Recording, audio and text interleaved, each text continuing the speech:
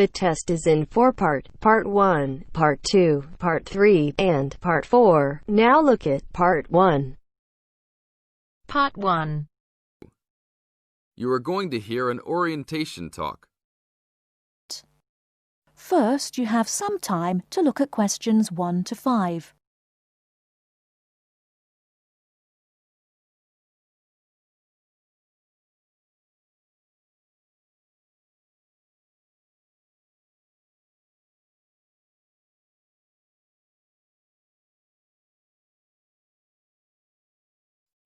Now we shall begin. You should answer the questions as you listen, because you will not hear the recording a second time. Listen carefully and answer questions 1 to 5.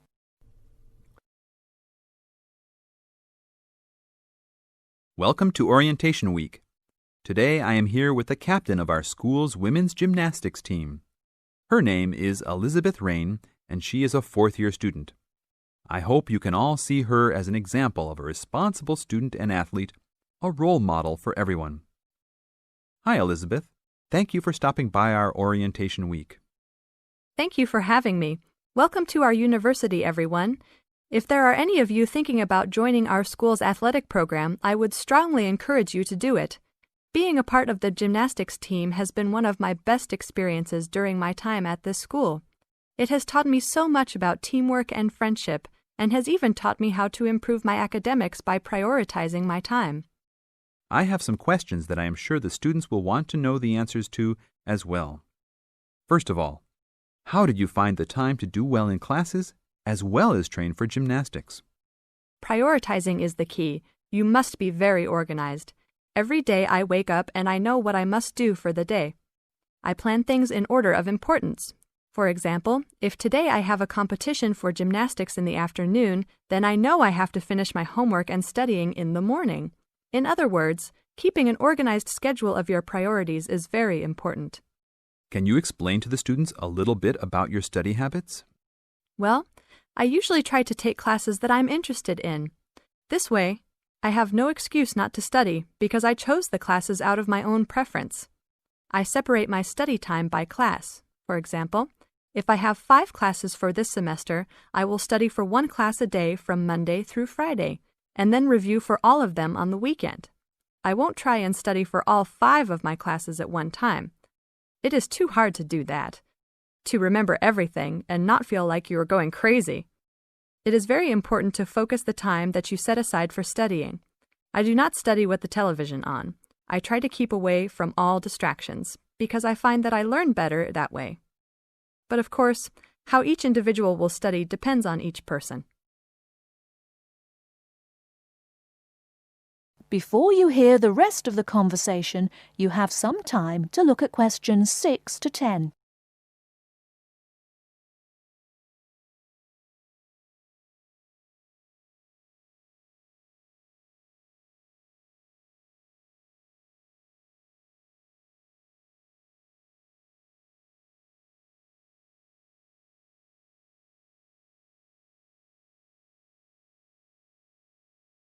Now listen and answer questions 6 to 10. That sounds like good advice. Let's talk a little bit about your gymnastics career. How long have you been doing this sport for, and what has been the best moment of your college participation? Well, I've been participating in gymnastics since I was a kid. My parents got me involved in the sport. The best moment. I would have to say that there is not one single instance that stands out in my mind as the best moment, but more of a whole experience. My first year in university was definitely one of the best years of my life. I met my best friends that year and really learned to grow up and be independent. Our team went to the national championships that year, and it was an incredible experience, so I would count the whole year as my best experience in college. How about the worst moment? It is true everyone goes through bad experiences. My worst experience would have to be the fall of last year when I broke my wrist. I was unable to participate in sports for the remainder of the year and had to learn how to write with my left hand. I guess when I look back at it, though, even though I wouldn't wish this to happen to anyone, this experience definitely made me stronger as a person. It taught me to look at life with a new perspective and to really value the friends and family that are important and close to me. Thanks for your time, Elizabeth. Do you have anything else you want to tell the new students? Just have a good time. Don't stress out too much, but be responsible for your actions. Work hard and play hard. That's my motto for life. That is the end of part 1. You now have half a minute to check your answers.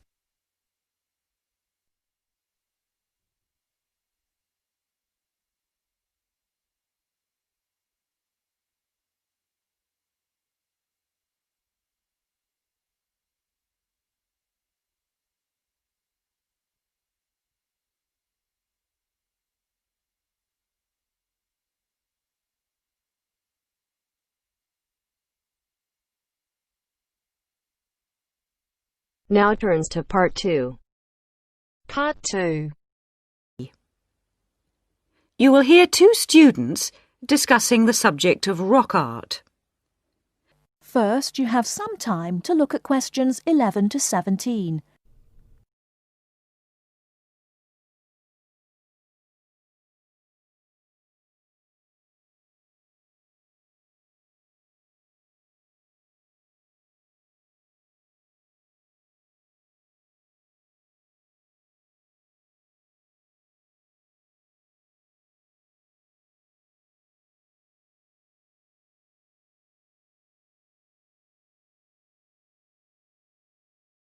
Now, listen carefully and answer questions 11 to 17. Sorry I'm a bit late. Oh, no problem. Thanks for agreeing to help me with my assignment today. I really needed to go over it with someone. Sure.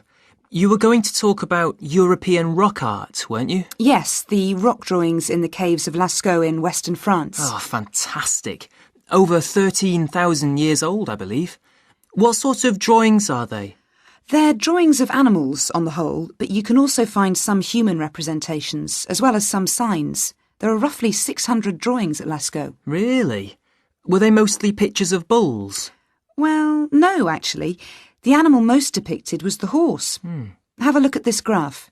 It shows the distribution of the different animals. You see, first the horse, and then, after that, a sort of prehistoric bull. Oh, OK. That's interesting, isn't it? And the third most commonly drawn creature was the stag. There were some other animals, but these are the main ones. What are the drawings like? I mean, what sort of style? Well, the bulls are depicted very figuratively. They're not very realistic. They're very big by comparison to the other drawings of people and signs. They appear to be almost three-dimensional in some cases, following the contours of the cave walls, but of course they're not. Amazing. Perhaps they felt these animals were the most impressive and needed to be represented like that. Yeah, maybe. The drawings of humans, by contrast, consist of just simple lines, like the stick figures my little sister draws. Perhaps humans were seen as less important. Perhaps. What about the signs? How did they draw them? There doesn't appear to be much evidence of signs, and those that have been found are usually made up of little points. Rather like Aboriginal art from Australia. Yes, something like that, but not as complex, of course. So, apart from the bulls and horses and stags, were there any other creatures depicted? In one or two chambers you do find pictures of fish, but they're quite rare. What sort of size is the cave? It must be quite large to have that many pictures. Well, it's actually a number of interlinking chambers, really. Here's a map showing where the different drawings can be found. Oh, good. Let's have a look at that. The first 20 metres inside the cave slope down very steeply to the first hall in the network. That's called the Great Hall of the Bulls. Here. OK. Then, off to the left, we have the Painted Gallery, which is about 30 metres long and is basically a continuation of this first hall. But further into the cave. Exactly. Then we find a second, lower gallery called the Lateral Passage. This opens off the aisle to the right of the Great Hall of the Bulls. It connects the next chamber with an area known as the Main Gallery. At the end of the Main Gallery is the Chamber of Felines. There are one or two other connecting chambers, but there's no evidence of man having been in these rooms.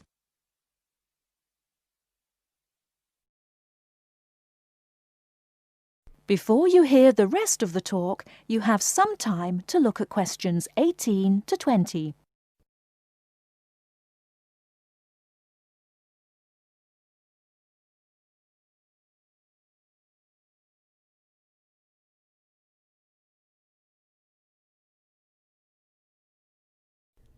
Now listen and answer questions 18 to 20.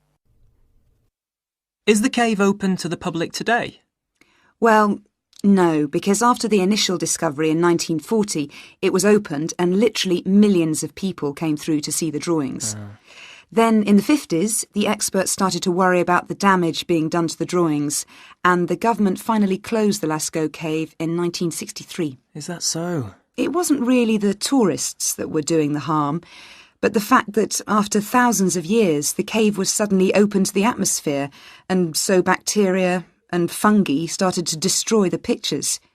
You need a special permit to enter the cave now, and very few people can get that, unless they're scientists or have some official status. It's a shame, but I can see that they had to do something to protect the cave. So that means you can no longer see this rock art? Well, not exactly. What they've done is recreate the drawings in a man-made cave, which you can visit. Oh, brilliant.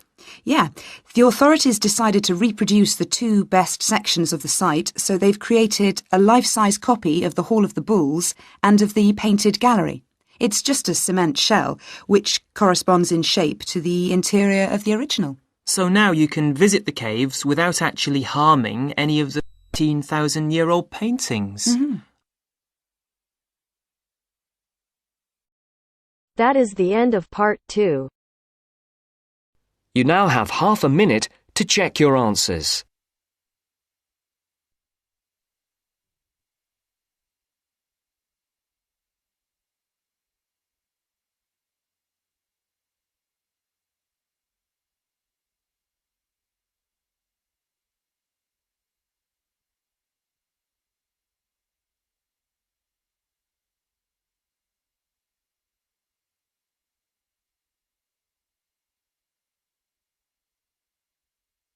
Now turns to part 3.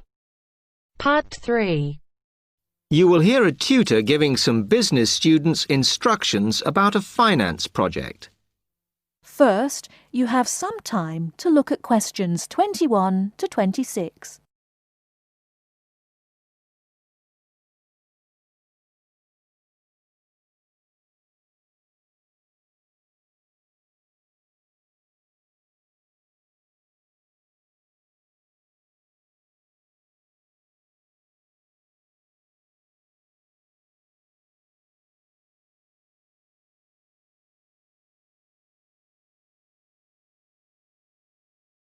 Now listen carefully and answer questions 21 to 26.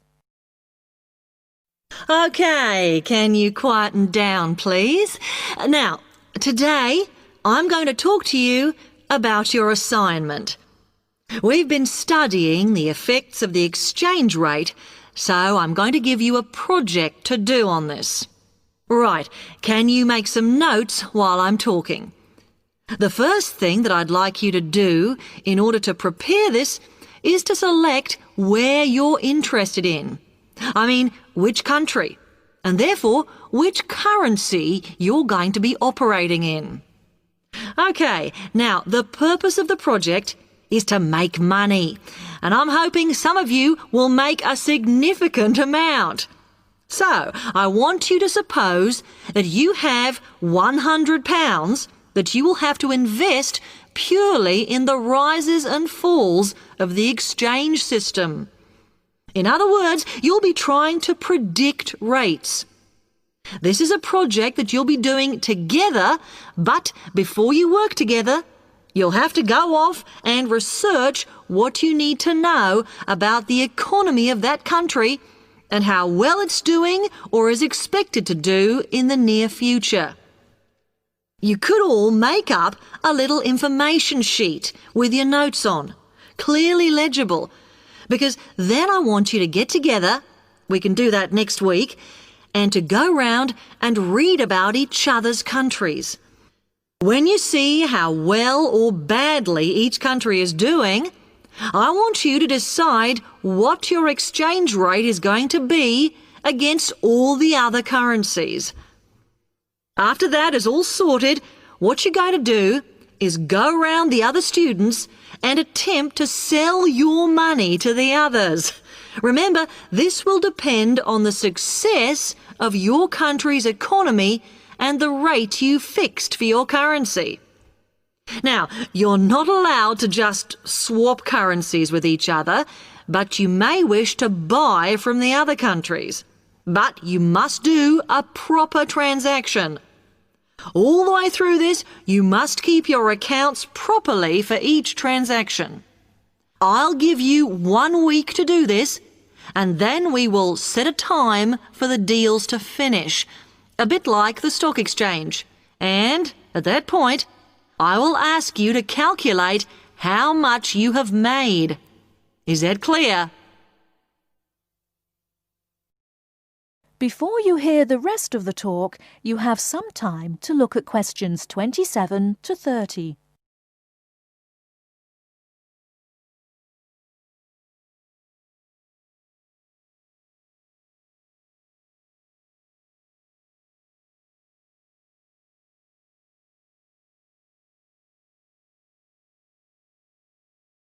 Now listen and answer questions 27 to 30. Before you begin that, there are a few things I want you to read up on to prepare. You need to look at the economies of the UK's main trading partners. I don't mean all of them, because that would be over 80, but just the 29 principal ones. There are summaries in the last 3 books on the book list I've given you. And so that you can practice applying the criteria on assessment I gave you, I'd then like you to focus just on one sector across all the countries. The most common one across every country is farming. But as much agricultural produce is for domestic consumption, I'd like you to look at manufacturing. Then I would like you to do a detailed investigation of one particular aspect. I was going to give you a choice, but I think as we've just started the course, it's better if we all look at the same thing and then we can discuss it in the seminars. So the thing I'd like you all to look at is fluctuations in import prices. Now, you need to do all that before you start the project, as it will help you assess the economies of the countries you'll be representing in the project. Don't worry, you've got plenty of time. Exam week is December the 8th. Then it's the holidays until January the 6th, so I don't need the project in till February the 5th. Is that okay? Now, any questions on this?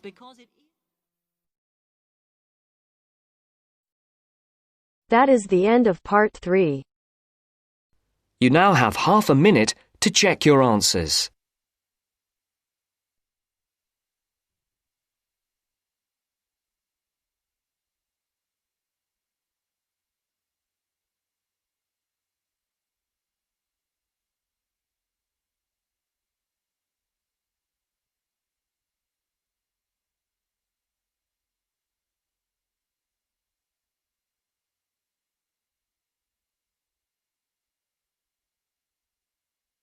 Now turns to part 4. Part 4. You will hear a talk on bullying in the workplace given by a university lecturer to a group of students. First, you have some time to look at questions 31 to 40.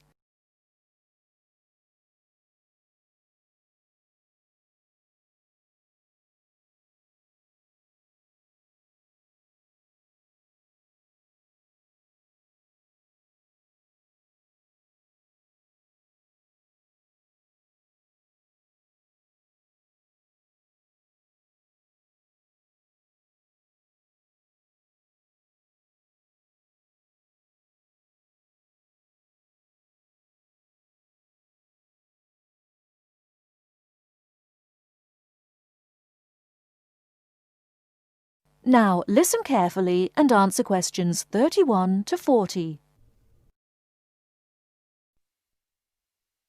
Good morning. My name is Dr. Mervyn Forrest, and I specialize in management techniques and training.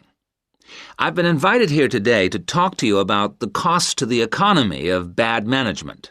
And what I would like to dwell on first is an area that has recently been exercising everyone, and that is coercion in the workplace, or, to put it more simply, bullying. It has been estimated that bullying at work costs the British economy up to £4 billion a year in lost working time and in legal fees. And with the problem apparently on the increase, it is time that managers took on board what is happening. I would like to think that what is perceived as bullying is nothing more than lack of experience, insecurity, or lack of awareness on the part of managers, and not a conscious effort to attack someone, but that is perhaps a case of my being naive or over-hopeful. Before we break up into groups to look at the first task on the handout you've got, I'd like to give you a start with some of the main bullying methods that have been identified so far. Basically, what I'm going to do here is to give you examples of 1 or 2 points. Can you all read the OHP clearly? Yes? Right, off we go. The first item on the list is giving people tasks which managers themselves cannot do and which are therefore impossible to achieve. This is, in fact, a very common strategy used by managers to manage their subordinates. It gives certain people a false sense of security as they watch others failing while they try to achieve the goals set. Another simple bullying technique is constantly moving the goalposts, especially when one's employees are in the middle of a task. This is not bad management, it is just plain stupid. All targets and goals set should be easily achieved within a realistic timescale.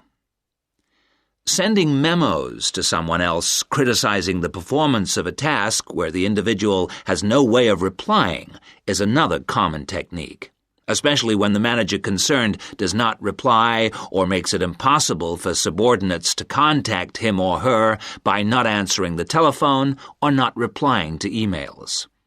This is not the style of a sound manager, but rather the antics of someone with emotional problems.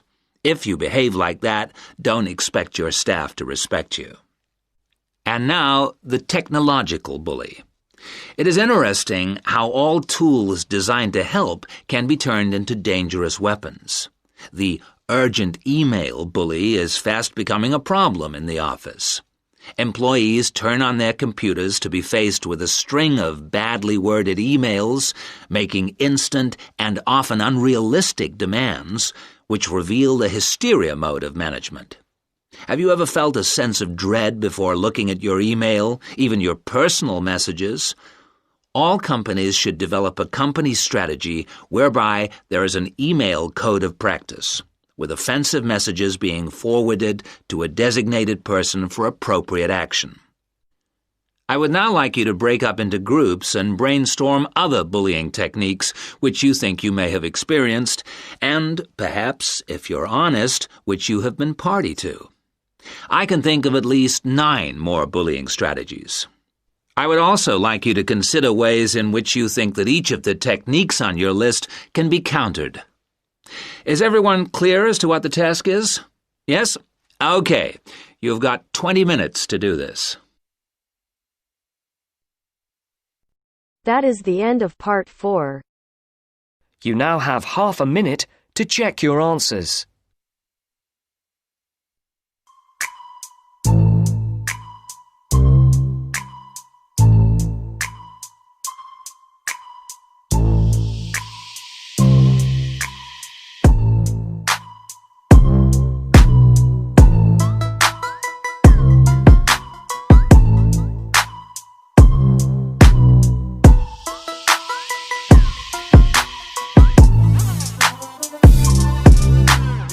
That is the end of the test. You now have 10 minutes to transfer your